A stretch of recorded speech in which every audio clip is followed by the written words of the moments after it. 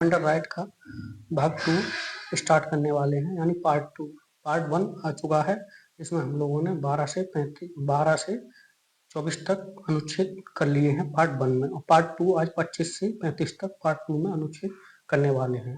तो आइए अब देखते हैं 25 से 35 तक, यानी आर्टिकल 25 में क्या लिखा गया है। तो स्टार्ट करते हैं। आर्टिकल 25 कहता है अंतःकरण और धर्म और अंतःकरण आचरण करने और प्रचार करने की स्वतंत्रता, यानी जो सिंपल तरीका से ये कहना चाह रहा है कि धार्मिक जो स्वतंत्रता दी गई है वो आर्टिकल 25 से लेकर 28 तक दी गई है। आर्टिकल जो 3 है वो धर्म से संबंधित है, धार्मिक स्वतंत्रता से संबंधित है। तो आर्टिकल 25 में यही कहा गया है, यानी धर्म को अंतःकरण करने, धर्म को मानने और धर्म का प्रचार करने और धर्म का आचरण करने की स्वतंत्रता है। हमारा देश जो है वो धार्मिक रूप से यानी धर्मनिरपेक्ष है। धर्मनिरपेक्ष क्या, हमारा देश तो पंथ निरपेक्ष है, यानी पंथ होते हैं, धर्म से भी नीचे जो होते हैं वो पंथ होते हैं। तो हमारा देश जो है पंथ निरपेक्ष है, यानी जैसे कहते हैं, जैसे कबीरदास का नाम सुना होगा, तो कबीरदास जी किसी धर्म की मतलब वो करते हैं। हिंदुओं को भी उन्होंने समान रूप से सुनाई है और मुसलमान लोगों को भी समान रूप से सुनाई है। तो इसलिए कबीर कोई धर्म नहीं है, कबीर की एक शाखा बन गई है, उसे कहते हैं कबीर पंथी।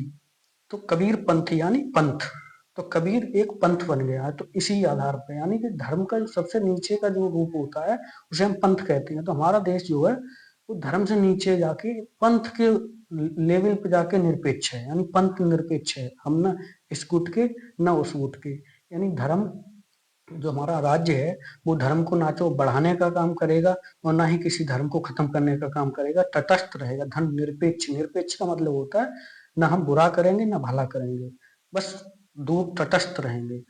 करेंगे तो भला कर सकते हैं, बुरा किसी का नहीं करेंगे, सब धर्मों को समान रूप से बढ़ने की आजादी देंगे। यही आर्टिकल 25 से 28 तक व्याख्या दी गई है। तो ये 25 में कहा गया है अंतःकरण और धर्म को मानने हैं, आचरण करने और प्रचार करने, यानी धर्म को मानो, अपने धर्म को जितना मानना है उतना मानो, अपने दिल में अंतःकरण करो, उसका प्रचार करना है, जितना हो सके उतना प्रचार करो, अपने आचरण उसके हिसाब से कपड़े पहनो, उसके हिसाब से कर्मकांड करो। ये आर्टिकल 25 कहता है, लेकिन उतने ही करो जितने किसी की दूसरे की किसी दूसरे व्यक्ति को उससे दिक्कत ना हो। यानी हमने पहले भी बताया कि आपकी स्वतंत्रता वहां पर खत्म हो जाती है जहां पर किसी दूसरे की स्वतंत्रता का हनन होने लगता है। तो आप ये चीजें अपने घर पे कर सकते हैं, पब्लिक प्लेस पे करेंगे तो दिक्कत हो सकती है, दंगे भी हो सकते हैं। इसलिए जो भी करना है वो अपने घर पे करो और व्यक्तिगत जीवन में रखो।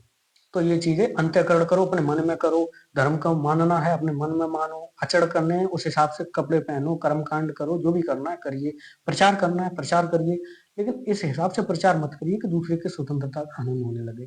तो यही कहता है कि मानो, प्रचार करो, अंतःकरण करो, आचरण करो, उसके हिसाब से आर्टिकल 25 कहता है।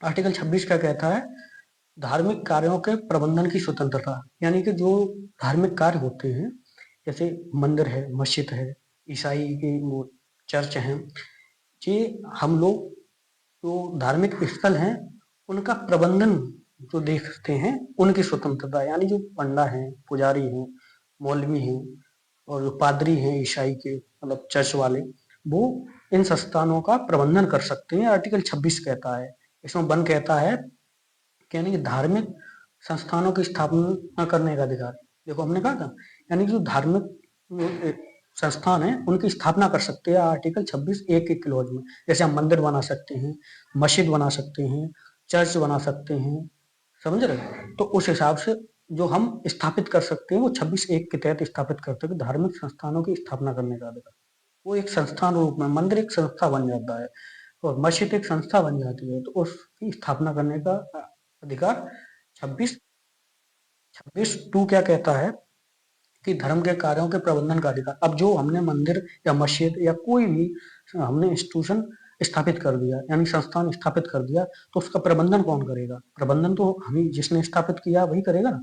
तो उसके धर्म के कार्यों के प्रबंधन का अधिकार, और वहाँ जो भी धार्मिक कार्य होंगे मंदिर में, मस्जिद में, तो उसके प्रबंधन का अधिकार 26(2) कहता है। हम उसकी देखभाल कर सकते हैं, वहाँ अव्यवस्था न फैले, सुचारू रूप से भक्त आए और जाएं, वहाँ किसी प्रकार का उपद्रव या विवाद या मतलब दंगा ना हो सके, इसे कहते हैं प्रबंधन करना। तो आर्टिकल 26(2) के तहत प्रबंधन करने का अधिकार, पहले स्थापना फिर प्रबंधन।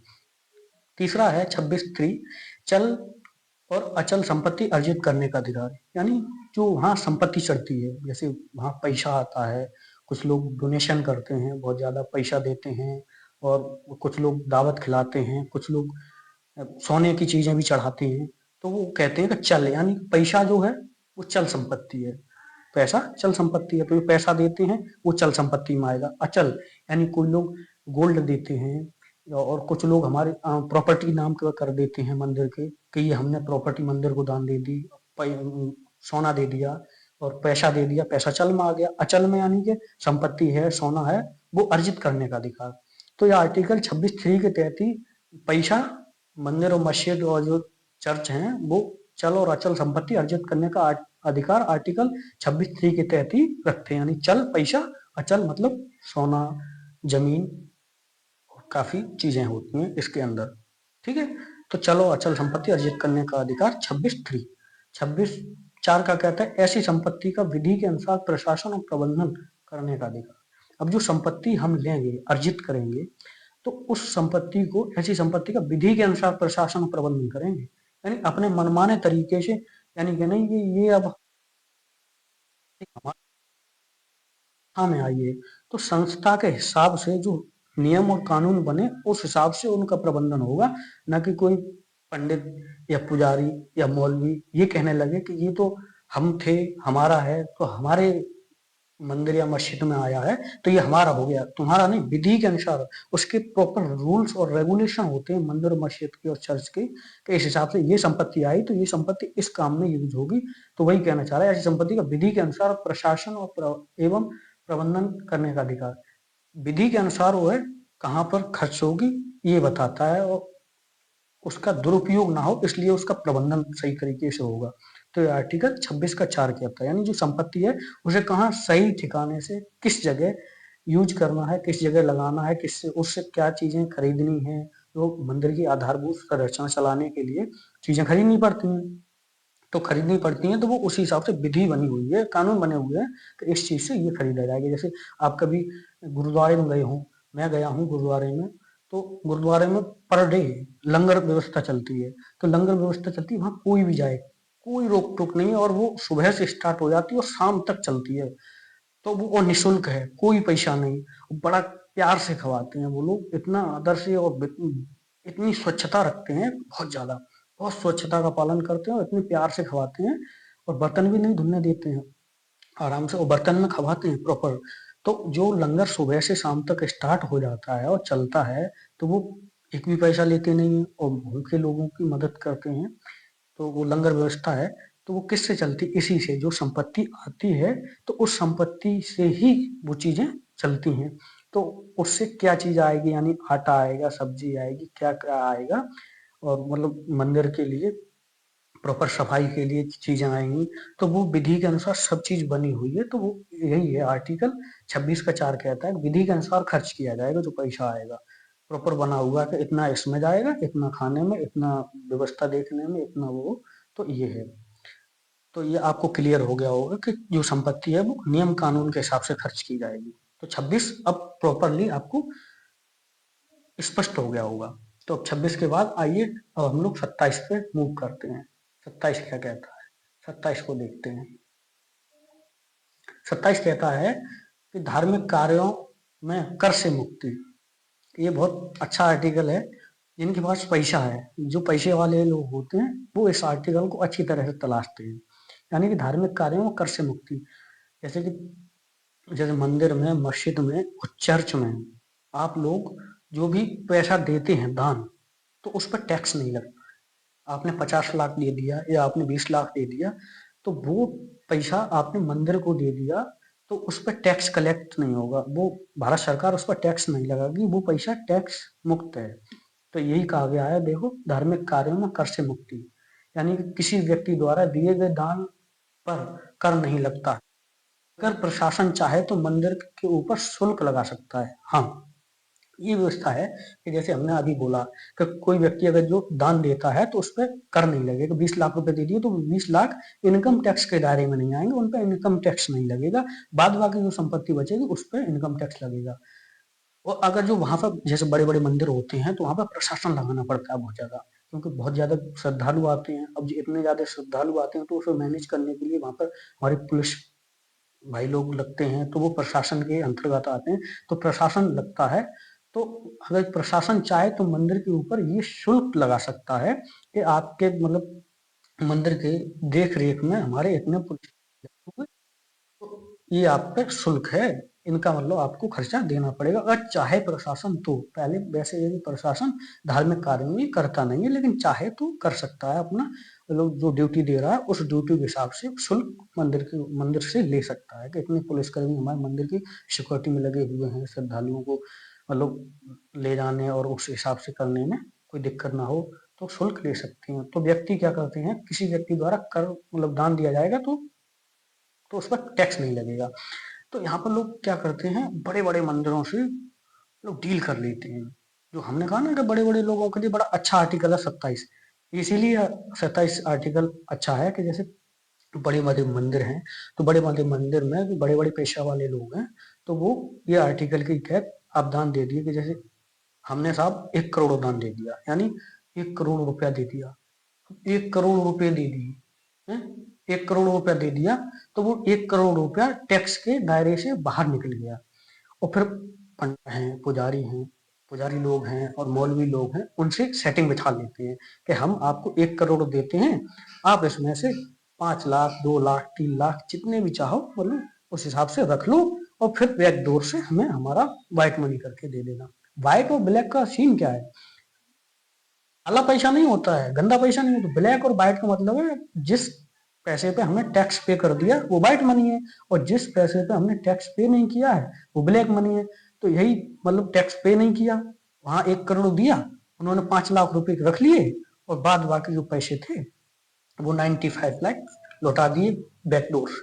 तो ये इस हिसाब से हमारा जो लोग होते हैं बड़े बड़े पैसे वाले वो टैक्स बचा लेते हैं, कर बचा लेते हैं, और इसी हिसाब से अपने व्हाइट मनी ब्लैक मनी को व्हाइट कर लेते हैं। जैसे किसी के पास अंधाधुंध पैसा आ जाता है तो वो किस हिसाब से मैनेज करे और उसे व्हाइट करे, तो वो डोनेशन दे देता है, उस हिसाब से अपना बैक डोर से ले लेता है, तो ब्लैक को व्हाइट कर लेते हैं। और कुछ लोग इसी आर्टिकल के तहत कर बचा लेते हैं, यानी टैक्स बचा लेते हैं, नहीं देना पड़ता है। जैसे 20 लाख रुपए दे दिए तो 20 लाख से टैक्स मुक्ति मिल गई, उन्हें दे दिए 60-70 हजार, 1 लाख दे दिए, 19 लाख ले लिए, बात खत्म, टैक्स बचा लिया। टैक्स ज्यादा करीबन मतलब टैक्स की दर है मतलब 30%, 30% निकलेगा तो काफी जाएगा। तो इसलिए लोग मंदिर के जरिए से अपना ब्लैक बचा लेते हैं। ये आर्टिकल 27 कहता है, आपको समझ में आ गया होगा, क्लियर हो गया होगा, यानी दिया तो मतलब दान दिया तो कर नहीं, टैक्स नहीं लगेगा। ठीक है, अब आर्टिकल 28 पे आ जाइए। 28 क्या कहता है कि राज्य द्वारा वित्त पोषित संस्थाओं में धार्मिक शिक्षा पर रोक।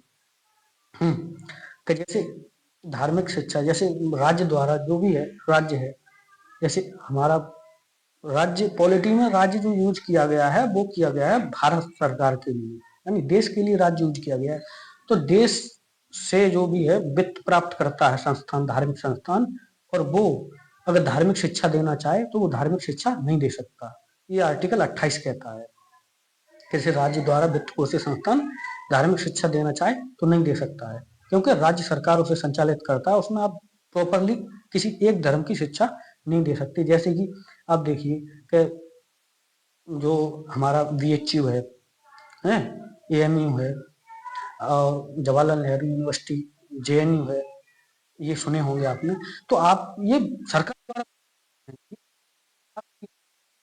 आप इसमें प्रॉपरली किसी एक धर्म की शिक्षा नहीं दे सकते, समझ रहे हैं। जैसे बनारस हिंदू विश्वविद्यालय, अलीगढ़ मुस्लिम यूनिवर्सिटी और जवाहरलाल नेहरू यूनिवर्सिटी दिल्ली यानी जेएनयू, तो इसमें आप किसी प्रॉपर एक धर्म की शिक्षा नहीं दे सकते। ये आर्टिकल 28 मना करता है और फंडामेंटल राइट में आता है, क्योंकि ये केंद्र सरकार यानी कि हमारा मतलब देश इनको फंड करता है। सारी जो प्रशासन और जितना भी कुछ मतलब खर्चा आता है वो भारत सरकार उठाती है, इसलिए आप धार्मिक शिक्षा इसमें नहीं दे सकते हैं। अब इसमें ब्रैकेट में लिखा है महापुरुषों के विचार धार्मिक शिक्षा नहीं होंगे। जैसे कुछ लोग महापुरुष हैं, अब जो आप लोग कहने लगेंगे कि वो तो पर्टिकुलर धर्म को मानते थे, यानी किसी एक धर्म को मानते थे, तो उनके विचार या उनकी किताबें हमें क्यों पढ़ाई जा रही हैं। जैसे कबीरदास जी हैं, कबीरदास जी तो किसी मतलब धर्म से नहीं थे, उन्होंने तो दोनों धर्मों को खरी खोटी सुनाई, तो उनका तो एक पंथ है कबीर पंथी नाम से। जैसे आपने तुलसीदास का नाम सुना होगा, तो तुलसीदास तो हमारे हिंदू धर्म के हैं और मतलब राम भक्त हैं। तो अब तुलसीदास की जो रामचरितमानस लिखी गई है, तो आप ये कहोगे कि ये हिंदू धर्म की है, आप रामचरितमानस को नहीं पढ़ा सकते, तो ऐसा नहीं है। इसीलिए कहा गया है कि महापुरुषों के विचार धार्मिक शिक्षा नहीं होंगे। जैसे गुरु नानक हैं, तुलसीदास जी हैं, तो ये जो पर्टिकुलर रूप से जैसे प्रोफेट मोहम्मद साहब हैं, जैसे मोहम्मद साहब जी हैं पैगंबर, तो उनके जो विचार हैं, तो विचार जो उनकी अच्छी अच्छी चीजें हैं वो हम लोगों को सिखा सकते हैं और बता सकते हैं। तो इसीलिए कहा गया तो महापुरुषों के विचार धार्मिक शिक्षा नहीं है, वो धार्मिक शिक्षा के अंदर नहीं आएंगे। आप ये नहीं कह सकते कि इनके विचार क्यों पढ़ाए जा रहे हैं, वो विचार हैं, वो धार्मिक शिक्षा नहीं है। धार्मिक शिक्षा अलग होती है, विचार अलग होते हैं। ठीक है, तो आइए अब 28(1) क्या कहता है, किसी न्यास द्वारा स्थापित यानी ट्रस्ट द्वारा स्थापित धार्मिक संस्थानों में राज्य की सहमति से धार्मिक शिक्षा दी जा सकती है।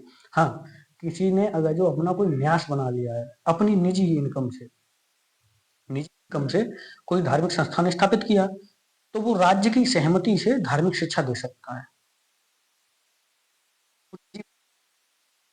क्योंकि निजी शिक्षा संस्थान बनाया है, स्थापित किया है, वो राज्य से वित्त पोषित नहीं है, वो भी आप राज्य की सहमति से धार्मिक शिक्षा दे सकते हैं।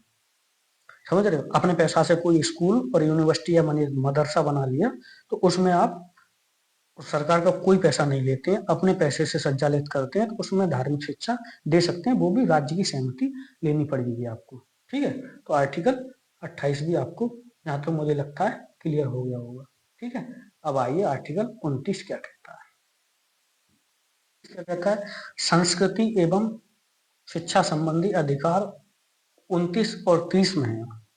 संस्कृति और शिक्षा संबंधी अधिकार है। तो 29 कहता है अल्पसंख्यक वर्गों के हितों का संरक्षण, यानी हितों का संरक्षण, अपने हितों का संरक्षण कर सकते हैं अल्पसंख्यक लोग आर्टिकल 29 के तहत। कैसे कर सकते हैं कि आर्टिकल 29 ए में क्या कहा गया है, अल्पसंख्यक नागरिकों को किसी समूह को अपनी विशेष भाषा, लिपि, संस्कृति को बचाए रखने का अधिकार है। जैसे अल्पसंख्यक लोग हैं, अब अल्पसंख्यक की परिभाषा हमारे संविधान में वर्णित नहीं, अल्पसंख्यक किसे कहते हैं, भारत सरकार या फिर उसने मतलब परिभाषित करके नहीं दिया, भारत सरकार ने भी नहीं दिया, सुप्रीम कोर्ट ने भी नहीं दिया है कि अल्पसंख्यक कहेंगे किसे। लेकिन हाँ, ये कहा गया है कि अल्पसंख्यक उसे कहेंगे कि जिसकी मात्रा टोटल पॉपुलेशन के 50% से कम है। ये थोड़ा लगभग का क्राइटेरिया बना दिया गया है, जिसकी मात्रा टोटल पॉपुलेशन के भारतीय कुल जनसंख्या के 50% से कम है, उसे हम अल्पसंख्यक में काउंट करेंगे, ये कहा गया है। तो इसीलिए अल्पसंख्यक की कोई विस्तृत परिभाषा नहीं दी गई है। तो अल्पसंख्यक नागरिकों के किसी भी समूह को अपनी भाषा, यानी अपनी भाषा है, अपनी लिपि है, जैसे हमारी भाषा हिंदी है, तो हमारी जो 8वीं अनुसूची है उसमें 22 भाषा दी गई है।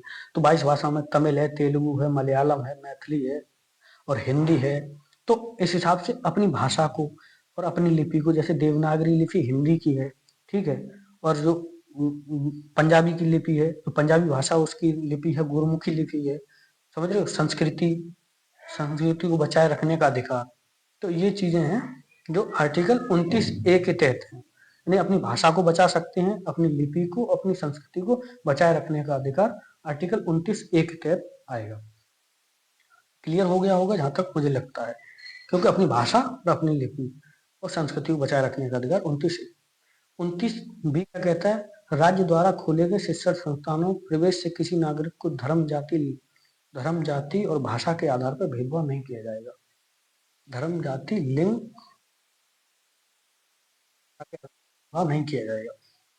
जैसे राज्य ने कोई स्कूल खोला, कोई यूनिवर्सिटी खोली, अभी राज्य सरकार ने कोई स्कूल और यूनिवर्सिटी खोल दी है, तो उसमें आप किसी अल्पसंख्यक को, समझ रहे हैं, किसी अल्पसंख्यक को इस आधार पर एडमिशन से मना नहीं कर सकते कि आप इस धर्म के हैं, यानी आप हिंदू हैं, आप मुस्लिम हैं, ईसाई हैं, क्रिश्चियन मतलब ईसाई हैं, आप हिंदू हैं, आप बौद्ध हैं, आप जैन हैं, इस आधार पे आप प्रवेश से धार्मिक रूप से उसे मना नहीं कर सकते। जाति में आप बहुत सारी जातियां हैं, उस आधार पे मना नहीं कर सकते हैं। जाति आधार पर, भाषा के आधार पर नहीं मना कर सकते हैं कि आप मलयालम बोलते हैं, आप तमिल बोलते हैं, आप तेलुगु बोलते हैं, यहाँ एडमिशन नहीं मिलेगा। तो इस आधार पर भी भेदभाव नहीं कर सकते किसी अल्पसंख्यक के साथ, समझ रहे हैं? तो किसी शिक्षण संस्थान में किसी भी नागरिक को या अल्पसंख्यक को और किसी भी नागरिक को आप धर्म, जाति और भाषा और लिंग के आधार पर भेदभाव नहीं कर सकते हैं। प्रवेश एडमिशन की मनाही नहीं कर सकते हैं आर्टिकल 29(2) के तहत। ठीक है, अब 29 हो गए, पाठ करते हैं 30 में क्या दिया गया है। ठीक है,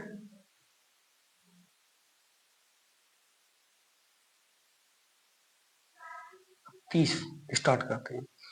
अनुच्छेद 30।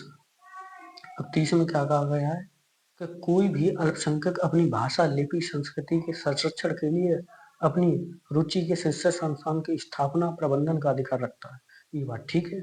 30 ये कहता है कि कोई भी अल्पसंख्यक है, जैसे अभी अल्पसंख्यक के आधार पे आप कोई भी जाति, धर्म और लिंग, जन्म स्थान जैसे शब्द यूज किए गए थे, भाषा है, धर्म है, जाति है, लिंग है, इस आधार पे आप किसी शिक्षण संस्थान में अल्पसंख्यक को या किसी भी नागरिक को आप एडमिशन देने से नहीं रोक सकते। आर्टिकल 29 कहता था क्लॉज 2, लेकिन अब 30 ये कहता है कोई भी अल्पसंख्यक अपनी भाषा, लिपि, संस्कृति के संरक्षण के लिए, यानी अपनी भाषा को बचाने के लिए, अपनी लिपि को बचाने के लिए, अपनी संस्कृति के संरक्षण के लिए शिक्षण संस्थान की स्थापना कर सकता है। यानी कि अपना एक स्कूल, एक कॉलेज और एक यूनिवर्सिटी कोई भी खोल सकता है, अल्पसंख्यक खोल सकता है। ये आर्टिकल 30 कहता है। कोई भी अल्पसंख्यक किस आधार पर, ग्राउंड क्या होगा, अपनी भाषा बचाने के लिए, अपनी लिपि और अपनी संस्कृति के संरक्षण के लिए कोई कॉलेज खोल सकता है, यानी स्कूल खोल दे या कॉलेज खोल दे या यूनिवर्सिटी खोल दे, शिक्षण संस्थान की स्थापना कर सकता है और उसका प्रबंधन का अधिकार उसी को होगा। ये आर्टिकल 30 कहता है और ये हमारे भारतीय संविधान ने अल्पसंख्यकों को दिए हैं। ये 2 क्षेत्र में ये अधिकार अल्पसंख्यकों को, एक 29 के तहत और एक 30 के तहत। समझ आ गया होगा, यानी 29 के तहत किसी भी अल्पसंख्यक को एडमिशन लेने से नहीं रोक सकते और 30 में किसी भी अल्पसंख्यक को आप, अल्पसंख्यक चाहे तो अपनी भाषा, लिपि और संस्कृति बचाने के लिए कोई यूनिवर्सिटी, कोई कॉलेज और कोई स्कूल खोल सकता है। ये 30 भी आपको कंप्लीट हो गया होगा। आइए अब लोग हम 31 की तरफ।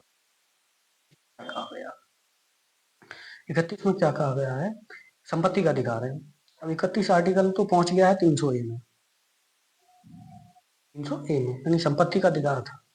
अब संपत्ति का अधिकार हटा क्यों दिया, आप ये सोचेंगे संपत्ति का अधिकार क्यों हटा दिया। संपत्ति का अधिकार इसलिए हटा दिया कि जो संपत्ति का अधिकार है वो हमारा मौलिक अधिकार था। अब मौलिक अधिकार होने के नाते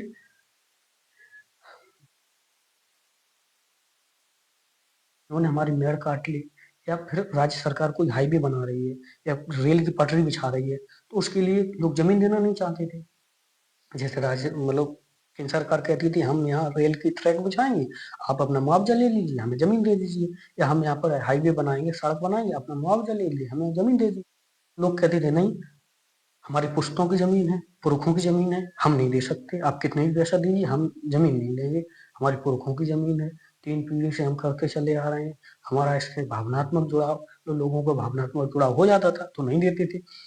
और इसी आधार पर राज्य सरकार को वो अधिकृत करनी पड़ती थी, तो लोग चले जाते थे सुप्रीम कोर्ट। क्यों? क्योंकि फंडामेंटल राइट था, संपत्ति का अधिकार हमारा मौलिक अधिकार था। और मौलिक अधिकार के तहत अगर किसी भी मौलिक अधिकार 12 से लेकर 35 तक किसी का भी हनन हुआ, तो आप लोग सीधे हाई कोर्ट और सुप्रीम कोर्ट का दरवाजा खटखटा सकते हैं। तो इसीलिए संपत्ति का अधिकार के तहत विवाद होता था सरकार वर्सेस नागरिकों में, और नागरिक सीधे हाई कोर्ट या सुप्रीम कोर्ट ले जाते थे। इतने केस हुए संपत्ति के अधिकार को लेके कि खुद कोर्ट और सरकार तंग आ गई, इसका क्या सॉल्यूशन निकाला जाए। तब फिर 44वें संविधान संशोधन किया गया 1978 में। ये लिखा देखो, इसे 44वें संविधान संशोधन द्वारा 1978 द्वारा हटा दिया गया और इसे 300 ए अनुच्छेद में रखा गया, अनुच्छेद 300 ए में रखा गया है। और ये इसे लीगल राइट यानी वैधानिक राइट बना दिए। जो हमारा संपत्ति का अधिकार है वो कानूनी अधिकार रहा, अब मौलिक अधिकार की श्रेणी से बाहर निकाल दिया गया। यानी मौलिक अधिकार होने का पावर ये था कि हम सीधे सुप्रीम कोर्ट और हाई कोर्ट जाते थे। अब ये कानूनी अधिकार रह गया है और अनुच्छेद 300 ए में रख दिया गया है। तो अब इसकी लड़ाई होगी तो पहले थाने, फिर थाने से एफआईआर, एफआईआर से डिस्ट्रिक्ट कोर्ट, डिस्ट्रिक्ट कोर्ट से मतलब सिविल कोर्ट और मतलब क्रिमिनल कोर्ट, इसी में उलझते रहो। हाई कोर्ट तक बिरले ही लोग आते हैं, वरना हाई कोर्ट तक संपत्ति का राइट बहुत कम जाता है। पहले क्या था, सीधा हाई कोर्ट, सुप्रीम कोर्ट। अभी प्रक्रिया शुरू से थाने से, पहले थाने में एफआईआर लिखाओ, फिर चीजें मैनेज होंगी थाने में नहीं होंगी तो फिर डिस्ट्रिक्ट कोर्ट तक जा सकते। डिस्ट्रिक्ट कोर्ट में भी देखा जाएगा सिविल का मामला है या क्रिमिनल का मामला है, यानी फौजदारी मामला है या दीवानी है। दीवानी होगा तो दीवानी सिविल के हिसाब से और फौजदारी होगा तो क्रिमिनल के हिसाब से, और डिस्ट्रिक्ट कोर्ट जनरली वो मैटर सुलझा देता है। तो अब इस जद्दोजहद से सुप्रीम कोर्ट और हाई कोर्ट को छुटकारा मिला। तो क्यों हटाया, समझ में आ गया, संपत्ति का अधिकार, क्योंकि मौलिक अधिकार था और केस ज्यादा जा रहे थे।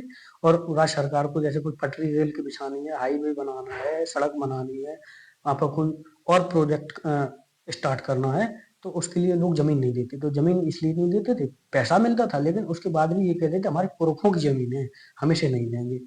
तो इस आधार पर, और फिर पुरखों की जमीन है तो फिर आर्टिकल 31 का राइट मिल जाता था, तो सीधे भाग जाते थे हाई कोर्ट कि आइए हाई कोर्ट में मुलाकात करते हैं। तो इसलिए हटा ही दिया गया 44वें संशोधन द्वारा 1978 में, हटा के 300 ए में डाल दिया गया, कानूनी अधिकार है। अब इसमें ये क्या कहता है कि राज्य भूमि का अर्जन करेगा, तो हम यह भी कह सकते हैं, आ गया देखो, यह कह सकते हैं किंतु अनुच्छेद 14 और 19 का उल्लंघन है। 19 जो आर्टिकल है, आर्टिकल 19 में एफ वाला जो प्रावधान था 19 एफ, उसमें भी संपत्ति का अधिकार था। जब यहाँ से वो हटाया है 31 वाला, तो 19 एफ भी क्लोज किया है। और जो अनुच्छेद 14 लिखा है कि समानता का अधिकार, तो ये लोग इस आधार पे भी चले जाते थे कि हमारा समानता का हनन होगा, तो अब नहीं जा सकते। अब सीधा सीधा बोल दिया है कि संपत्ति का अधिकार आपका कानूनी अधिकार है, मौलिक अधिकार नहीं है।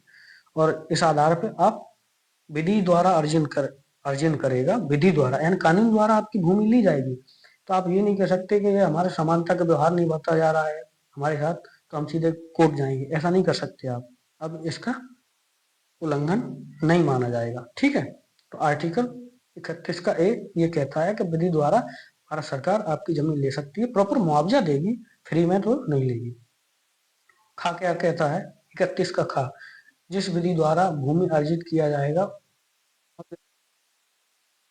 इसका पुनर्विलोकन न हो सके। अब हुआ क्या था कि इसे हटाया नहीं, हटाने से पहले ये प्रावधान जोड़ा गया 31 ए। 31 ए से भी बात नहीं बनी तो फिर बी जोड़ा गया, और बी में पहला संविधान संशोधन करके 9वीं अनुसूची जोड़ी गई। जो अनुसूची लिखी है 9वीं अनुसूची जोड़ी गई, और वो उस 9वीं अनुसूची में सारे के सारे जो है ये क्लॉज डाल दिए जाते, जितने भी मतलब भूमि से संबंधित जो कानून थे वो 9वीं अनुसूची में डाल दिए जाते थे। संशोधन, पहला संशोधन 1951 में करके 9वीं अनुसूची जोड़ी गई। अब अनुसूची में जो भी कानून थे, इससे विवाद होता था संपत्ति को लेकर, वो सारे के सारे कानून नेहरू जी इस 9वीं अनुसूची में डाल देते थे। और 9वीं अनुसूची में क्यों डालते थे, 9वीं अनुसूची में इसलिए डालते थे कि 9वीं अनुसूची का जो हमारा हाई कोर्ट और सुप्रीम कोर्ट है, सुप्रीम कोर्ट पुनर्विलोकन नहीं कर, यानी न्यायिक समीक्षा नहीं कर सकती थी, ये सिक्योरिटी रखी थी। यानी 9वीं अनुसूची को सुप्रीम कोर्ट चेक नहीं करेगा, यानी उसका न्यायिक समीक्षा नहीं करेगा, पुनर्विलोकन नहीं करेगा, तो इसलिए 9वीं अनुसूची में डाल देते थे। तो वर्तमान में जो ना 9वीं अनुसूची में 284 सब्जेक्ट मतलब कानून डाल दिए थे नेहरू जी ने। 284 मतलब कानून डाल दिए थे, उनका न्यायिक पुनर्विलोकन नहीं होता था। जो भी विवाद आया 9वीं अनुसूची में वो विषय डाल दिया, तो इसलिए 9वीं अनुसूची को पुनर्विलोकन से सुरक्षा प्रदान थी 31(2) के तहत, ठीक है। ये समझ में विवाद हुआ, भूमि संबंधी कानून का विवाद हुआ, उस कानून को 9वीं अनुसूची में डाल दिया। अब लोग जाएंगे सुप्रीम कोर्ट, तो सुप्रीम कोर्ट कोई मतलब उनके हक में या फिर हाई कोर्ट फैसला नहीं दे सकता, क्योंकि उस पर विचार नहीं कर सकता, विचार करने के लिए रोक दिया पुनर्विलोकन, यानी उसका न्यायिक समीक्षा नहीं की जा सकती, सीधे सीधा मना कर रहा है 31 का खा। इसलिए सुप्रीम कोर्ट और हाई कोर्ट मतलब असहाय 31 टू के